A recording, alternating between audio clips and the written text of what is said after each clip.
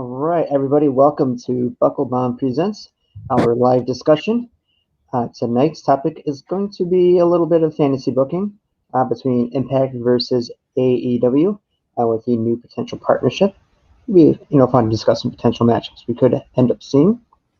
I'm your host, Sarah Visick, out of Syracuse, New York. Today's Get to Know You Better. Let's go with favorite ice cream flavor. For me, believe it or not, it's just plain old vanilla or butter pecan. See, it's always favorites with you, and it's not fair because I'm a variety kind of guy. So, give me 2 or 3. I just put out 2.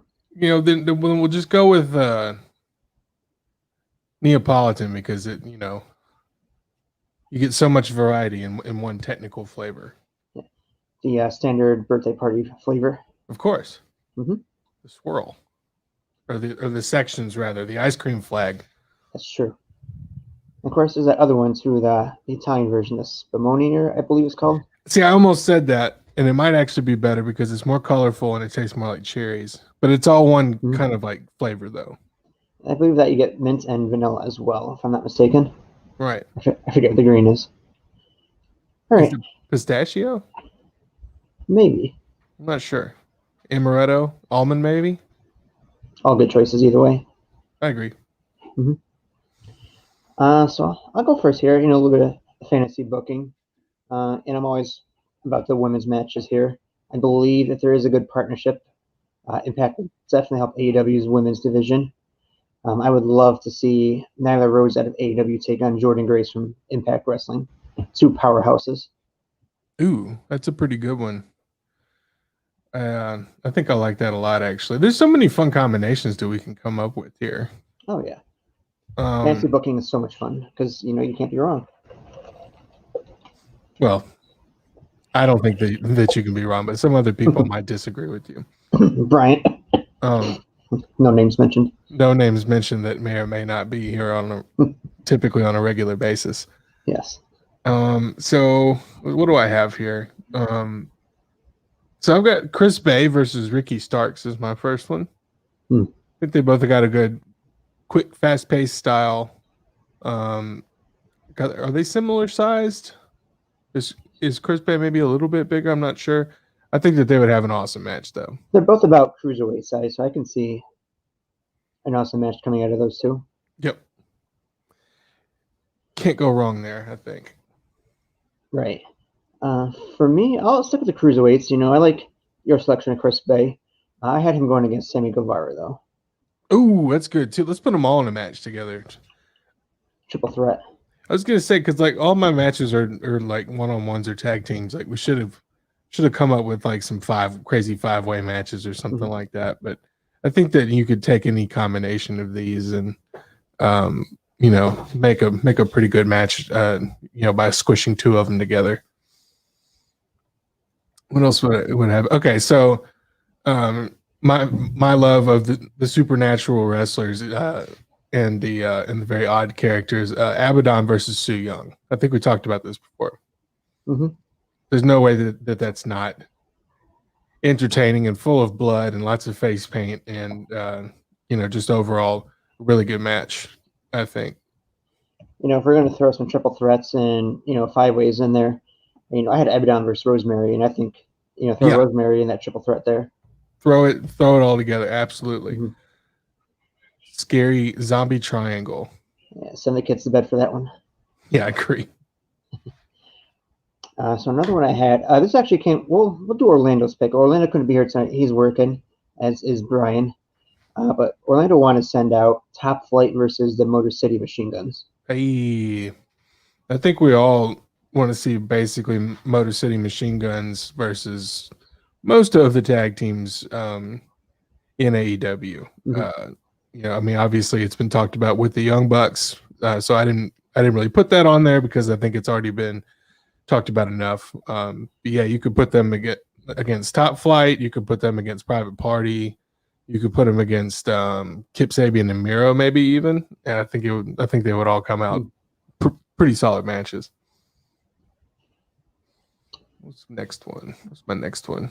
So Speaking of Miro, so I've got either Eric Young or Moose against Miro. I think either one of them could be really good matches. Oh, for sure. Especially, Moose and Miro would be really good. And the thing is, we could have already had Eric Young versus Miro, elsewhere, but unfortunately, they never quite figured that out. That's okay. You had two great guys in the same place at the same time. You got rid of them. It is what it is. But yeah, I think that hell, just put all three of these dudes in a match. I'll stick with your Moose. I had Moose against John Moxley. I think that would be one hell of a hard hitting fight there. Ooh. Moose and John what was my Moxley one?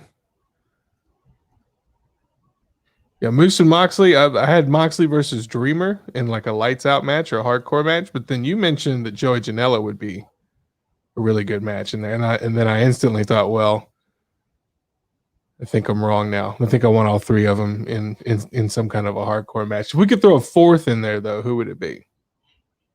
So Sean Spears in that hardcore match. Oh, okay. Yeah, I like that. Yeah, because then we have the slug to worry about, and it's legal. Oh, Brian Bell joining us from the comments. Our biggest fan. I'm your biggest fan. He didn't hear us trashing him earlier, I guess. Yeah, I guess not. It's okay, Brian. We love you and we miss you. What happens when you don't show up? Sorry. So I'm going to throw back to another women's match. I had Britt Baker versus Deonna Purrazzo. Ooh, I like that a lot. Yeah, nothing but solid there. Nothing but solid. Which one was mine? I didn't put Deonna Purrazzo in a match. I had Madison Rayne versus Britt Baker, but then I was told that maybe she's retired. She's not wrestling anymore. I think that they're both fantastic assholes, though. Yeah. And I think they would. I just want to see them cut promos on each other. Honestly, I just want to see them talk shit. I just can't believe you forgot the knockout champion here, Deonna Purrazzo. I know, because I'm a jerk. I didn't even do one for Sheeta either. I have some good. What else did I have in here? Ooh, Tennille Dashwood versus Penelope Ford. Ooh, that would be a really good hard hitting knockouts match. I think so too. If she hadn't retired, I definitely would have said Kylie Ray versus Sheeta would have been a good match. Oh yeah, well, wherever you are, Kylie Ray, we hope you're happy and we hope that you come back to wrestling. We certainly do miss you. Definitely when you're ready. So I'm going to combine two of my matches here. If you look at the tag matches, we're going to go. I originally had FTR versus the North and the Young Bucks versus the Good Brothers. Fuck it, why not throw them all together in one fatal four-way tag match or elimination tag match, whatever you want to do. Yeah, four-way team match would be cool. You could even add some more people because I think this week we have a 14-person tag match on Dynamite. I think it's all just to troll Cornette, honestly. God, I mean, first ever. Or Tim Ross, rather. Sorry. Yeah. Yes. You got a lot of big names in there. I'm glad Brandon Cutler's finally going to get some more time on Dynamite. But man, it's going to be a little bit of a cluster, I think. Shout out to Brandon Cutler. I've been watching him on his Twitch streams recently, playing some Stream Raiders and hanging out. That dude is just a really awesome, solid dude. And then his wife comes on, and his wife's super cool, and she was painting ornaments for the Young Bucks kids last night. I'm like, these are just the sweetest, most awesome people, and they're obsessed with D&D. So it's I wish nothing but the best things for Brandon Cutler and his family. They are wonderful, wonderful, wonderful people. Yes, and if you haven't seen AEW's live role play D&D show that's on YouTube, or is it YouTube or Twitch? They do it on. I think they do it on both. It's called Critical Batch. Critical Batch, yes. I definitely checked that out. I've checked out a little bit here and there. I think that we should start. I think that we should do that. I've been playing D&D for like a year and a half now, not very long, but I've gotten a little bit better at it. I've made some characters. What's going on here? Brian's got an opinion about Jim Cornette.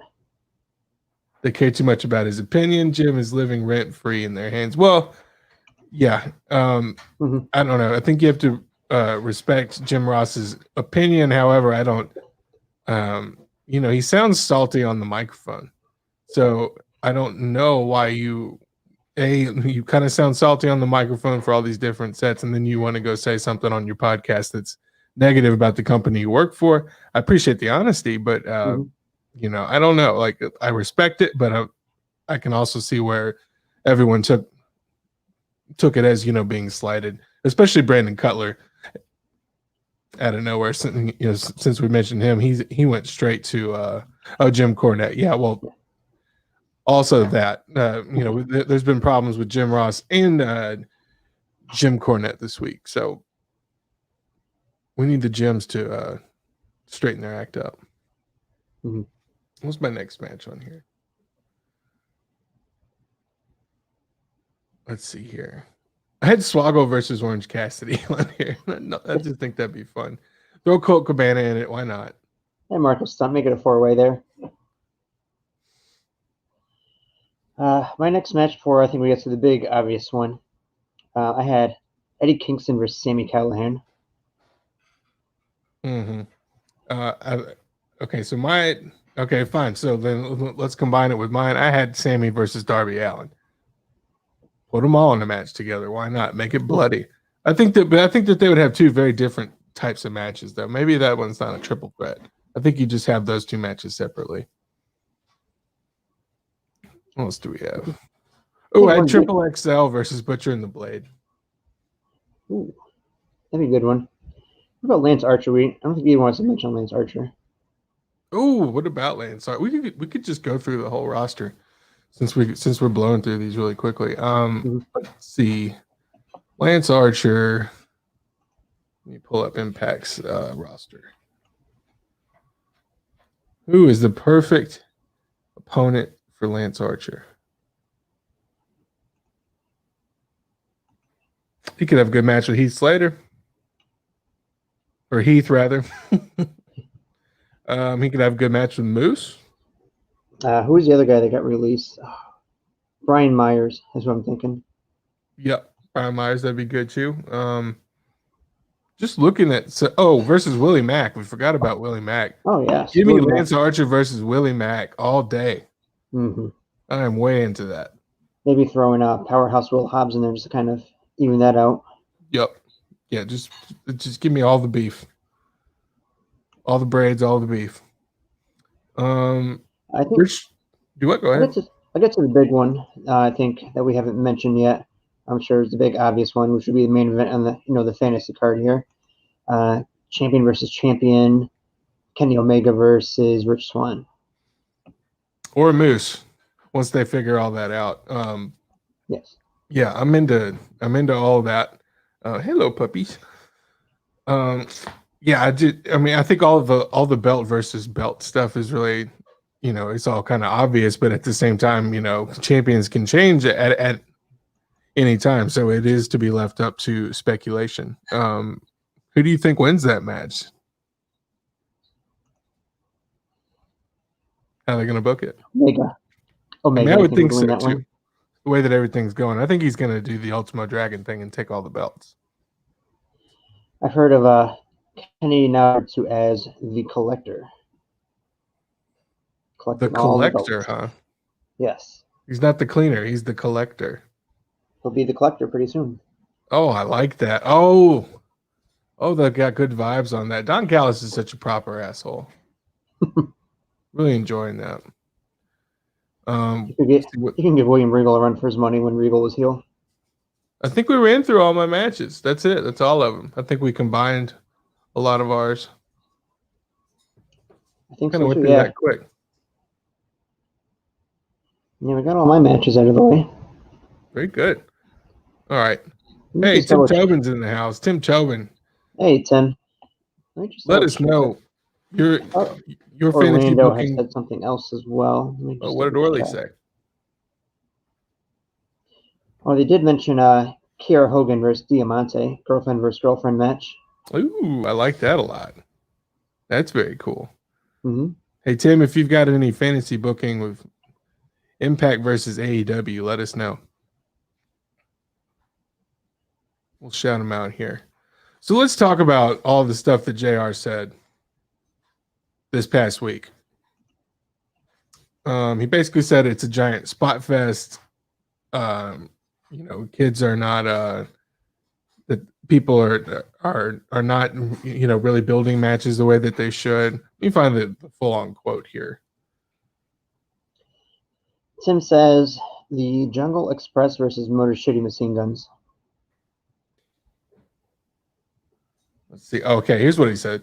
All you guys go outside, you cluster up like quail, you stand there in a huddle, friends and foes together, side by side, so you can catch some leaping idiot going over the top who never wins with this move. They are looking for the holy shit chant they love to hear. This is awesome. It's a spot, folks. It's a trapeze act, and I don't buy into that. And he said that in response to a question about whether or not finishers are protected anymore. So what's your first reaction to that? I mean, really, he's not wrong. I mean, the kind of move he's talking about, everybody's on the outside, someone jumps off the top rope. I think we've seen it too many times. I think they should, kind of tuck that away for a little while. But at the same time, yeah, you got to, to kind of steal the words out of Excalibur's mouth. You got to give the people what they want. If they want to see the high spots, do a match or two with, that's a spot fest. Right. But also do a couple matches that's telling a story.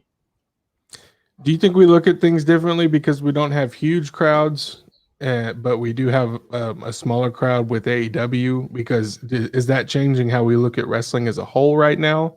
Or are we still able to kind of delineate between all the different brands and say, well, this one's like this and these spots are like this because they have this much crowd here? Or do you think we're just kind of looking at it all in the general COVID wrestling scope? I think the two Wednesday night shows, NXT, because they have a small crowd as well. So I think you see them and AEW, you do a few more spots because you've got the crowd. You're gonna make them happy. So they're there for a good time during these trying times. Shows like Raw and SmackDown that don't have the real crowd, they've got the virtual crowd. Then maybe do more of the storytelling. Mm-hmm.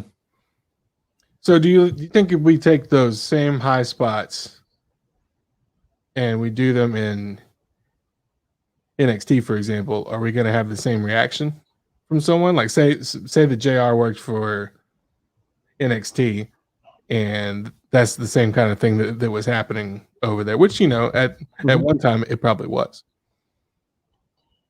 Yeah, I think he's frustrated all around, not just AEW, but, you see that in WWE as well as some of the other companies. We did our watch along over the weekend for AAA Lucha Libre. I'm sorry I missed it. Well, you had more important things going on. I had a pretty good excuse. Yeah. Getting married kind of trumps wrestling. It kind of does. Every time, folks. Unless you can somehow combine the two.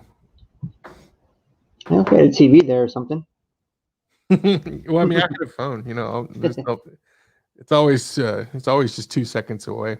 That's true. Is there any more news that we want to discuss from the week?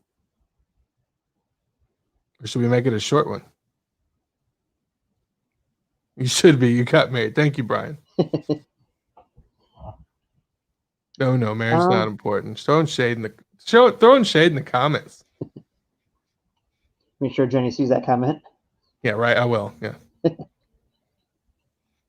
Well, we got TLC this weekend as well, so we'll be doing probably either some sort of prediction show right before, or maybe a reaction show afterwards. What did we think about? What'd you think about Bray Wyatt and Randy Orton last night?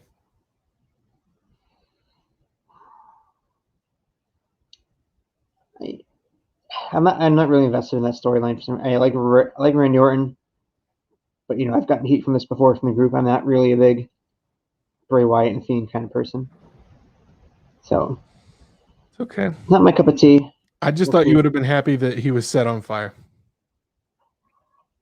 Well, we all know that was. We all knew as soon as he had him, like, oh, Fiend's going to pop out from somewhere. Just a matter of is he going to pop out from the box, or is he going to pop out from around the corner?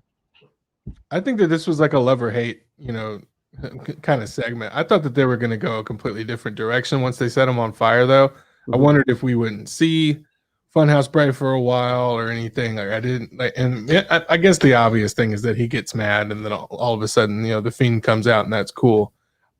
I loved it because but I'm a 100% mark for the Fiend, so I can't help it. Part of me also thought, officials were going to come back with the fire extinguishers, put it out, and then he's not in the box anymore. It's like, oh, where'd he go? And then comes out from behind or something. Now that would have freaked people out if he had, if the Fiend all of a sudden comes from behind. It's like, well, are they two different people? Was it, I mean, we all know that it's not, but people do love to speculate with this storyline. I still wonder how Randy's going to change though, because he's taken the claw now twice, and I would maybe setting the box on fire was the start of like Extreme Legend Killer, or just going all out extreme and trying to destroy people. Or maybe he's changed him twice now, and he'll be good out of nowhere somehow. Or after this whole feud's over, maybe he'll do something to help somebody out. I don't think we benefit. I don't really think that we benefit necessarily from having him as a focal baby face, but maybe as like something that helps out somebody else that you wouldn't expect. Kind of get where they're going to, only to come out of nowhere in RKO. Tell you all I'm your number one priority. We know. We spent half the show talking about you. Funhouse needs to go down like $5 hooker in Vegas. Well, first of all, that's $5 sex worker. And second of all, no, I shouldn't say that. I can't say that. Come on, she's just trying to make money for her kids. Yeah, I can't say that. Yeah, she's just working hard. Who do you think is going to be Asuka's new partner? Who? Oh yeah, who is Asuka's new partner? Charlotte Flair returns, maybe. I don't see why they'd be friends though. Nia Jax the one that took her out. Storyline injury. Surprise signing of Kairi Sane. She came back. Oh God, no, I don't think she's coming back. I love the Kabuki Warriors though. I miss Kairi Sane. No. Who else could it be? Just don't make it Natalya. I know that she's on a different show, but I was thinking Dana Brooke, because I thought Mandy was still going to be up, and Mandy came back at the end, so I'm like, oh, there goes that. Mandy with a kendo stick, though. You don't often see Mandy Rose with weapons. No, she doesn't need them. She's got the guns. Brian, I support sex workers, but I don't support Funhouse. Well, that's fine. Sometimes they're the same. That's fine. That's why we're a good team. Y'all don't like it. I love it. I don't ever want it to go away. I'm gonna wear my Funhouse sweatshirt tomorrow when I stream just for you. Dallas would be very happy with Brian's Eva Marie comment. Eva Marie. What about Eva Marie? Returning as Asuka's partner. Oh yeah. Okay. I like that. Yeah, as long as it's not Natalya. That's basically all I care. I'm not saying that she shouldn't be on the show, but just not in that capacity. I'm going to go with Mandy Rose. I heard rumors speculate that the Bella twins are coming back. What if it's Nikki Bella? I don't think that they would come back just one of them, though. I think if they came back, they would do it.